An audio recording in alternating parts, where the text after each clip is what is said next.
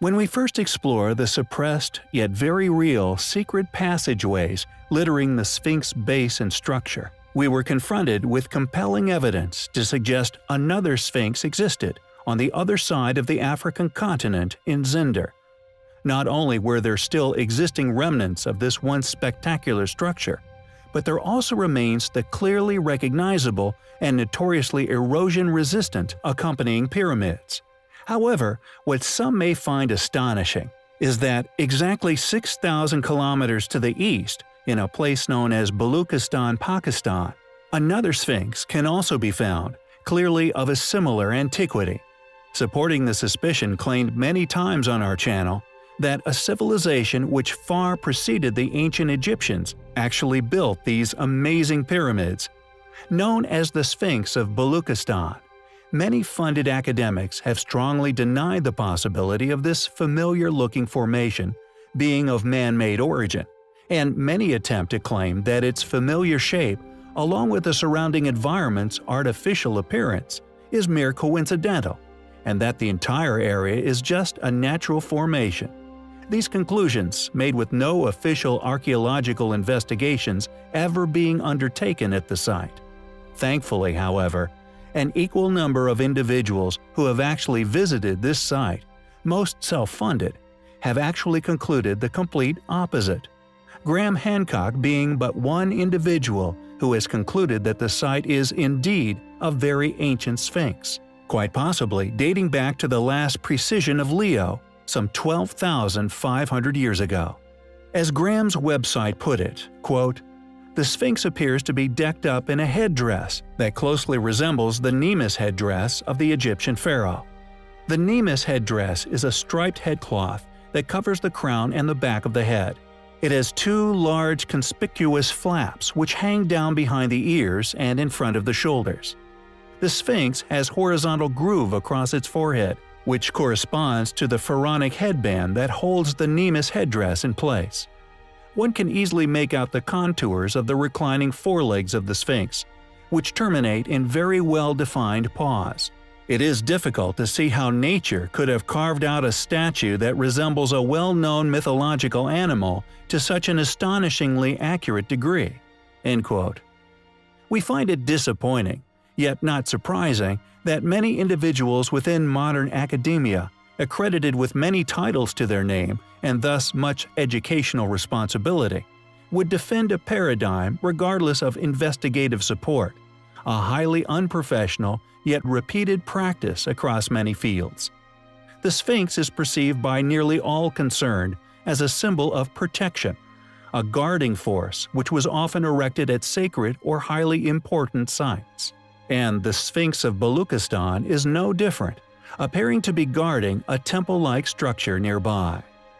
Many have concluded that the Balochistan Sphinx temple site actually retains clear evidence of pillars, a temple entrance, an elevated sculpted structure to the left of the entrance, along with much more interesting geology in the surrounding area. Is the Balochistan really just a natural formation? If so, why has no official investigation been undertaken? It is clearly a very controversial archaeological site, and one we find highly compelling.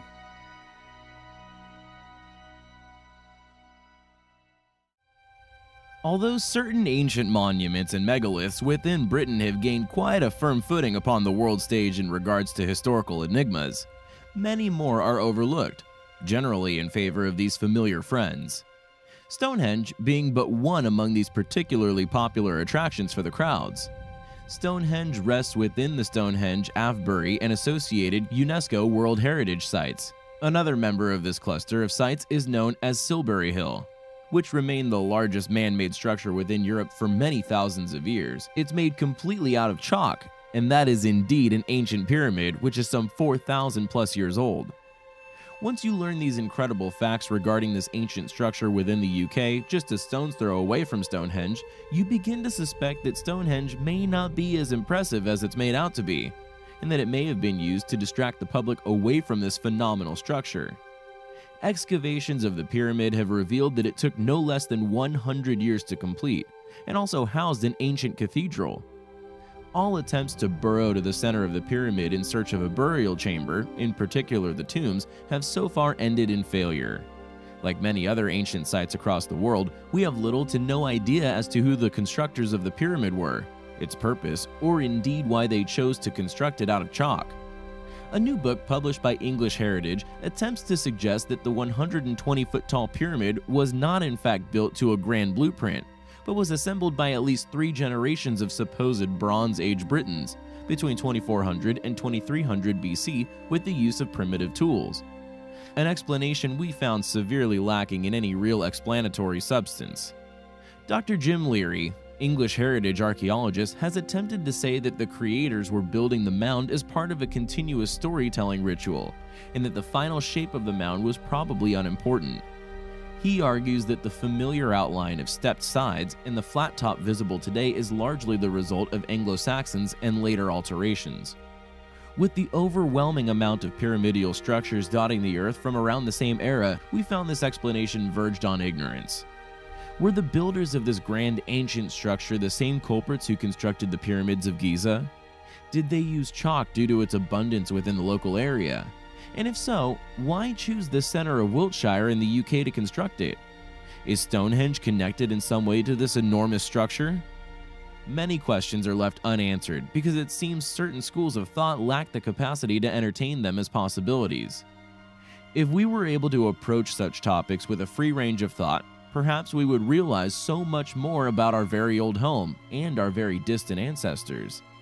Thanks for watching, guys, and until next time, take care. Scattered over 700,000 square kilometers of glistening southern Pacific Ocean, 176 small tropical islands, which make up what is known as Tonga. And one, it seems, was chosen for the location of a rather amazing ancient structure. One of the most mysterious megalithic monuments in the world, an ancient trilithon known as the Megalith Gate of Hahamunga. The mainstream academic explanation for the site is as follows. Hahamunga is a megalith trilithon that was built around 1200 AD, built by a king of the time as the entrance to his royal compound, Heketa. As with many intriguing and confusing ancient structures upon Earth, if you dig further than mainstream attested views, you will often unearth another opinion, often suggesting a far longer, far more astonishing tale set much farther back within our past. And the Tonga Gateway is no exception. Although mainstream archaeology, through native folklore and currently accepted chronological knowledge of the previous inhabitants of the island, suggests that the Tonga Trilithon is but a mere 800 years old.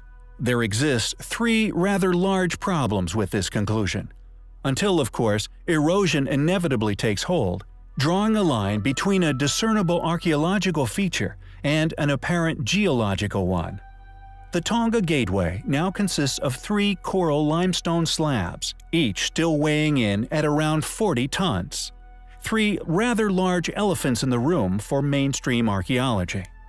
Like with all other trilithons dotted around the world, the documented primitive capabilities during modern historical timelines will continue to demonstrate a lack of credibility to the school-taught fanciful tales given for their construction. On the contrary, these sites indicate a once far more capable civilization left somewhere within Earth's very distant past. For example, there are many legends linking the Hahamunga Gateway to Maui. As William Corliss astutely put it, Maui is but a label, slapped upon everything found within the South Pacific which cannot be explained." End quote. Additionally, to disassemble the phony public narrative further, Corliss's own research, other explorers of the island, along with Eric von Daniken's compelling and comprehensive studies of the island, found that islanders, although willing to tell tall tales to tourists, lacked any reasonable replication skills at a later date. Put simply, they were lying. Indeed, although they spoke of a king some 800 years ago, the massive stones, being a gateway to his Heketa, after extensive exploration of the island by many people, especially behind the gateway, which the entire site is seemingly focused in on, no trace of a Heketa has ever been found. Some specialists who have studied the erosion patterns upon the coral stones have come forward with claims that the Tonga site is a ruin far older than currently thought, and that although the stones are rough in appearance today, they were much larger and also smoothly cut into squares using an unknown, ancient technology. This, some claim, may have happened as far back as 10, maybe even 100,000 years ago. Was the Hahamunga Gateway some form of ancient stargate? Why place it exactly where it is? Why build it exactly how it was built? Who would go through such effort of transporting many 40-ton blocks of coral to this small island, then somehow constructing this once enormous and mysterious structure aligned as a gateway that led to nowhere? Or did it? How does an illusion work? Have you ever contemplated the implications of this rather peculiar of experiences? There is a number of philosophers, scientists, and many other individuals from many different fields of study who have, through their long and successful careers, come to the conclusion that we, as a species, see but a mere fragment of the true reality which surrounds us, ultimately realizing that reality is nothing but a mere illusion created by our brains in their limited attempts to understand the elaborately existing universe around us. A visual illusion, one such as this, is created by our confusion of reality and perception. Although our brains can recognize that the colors are indeed the same, because one is in shade, our perception will assume that the other must be a lighter color. This regardless of the reality which we are confronted with. An illusion such as this proves that our perceptions are crucial in our understanding of the universe around us. We continue through our development as a species and our understanding of the universe around us, yet we are merely translating a reality from a universe we are never able to truly appreciate in our current form. We are seemingly carving out our own reality within a matrix far more complex than we could possibly imagine, a universe just waiting to be discovered and explored. As understandings develop concerning our translation of reality, we become more and more aware of this fact, and the possibility that the universe was indeed intelligently designed, and quite possibly a simulation built to provide an unlimited number of perceptions for an unlimited possibility of realities. Quote, "Many works of science fiction, as well as some forecasts by serious technologists and futurologists, predict that enormous amounts of computing power will be available in the future. Let us suppose for a moment that these predictions are correct. One thing that later generations might do with their super-powerful computers is run detailed simulations of their forebears, or of people like their forebears.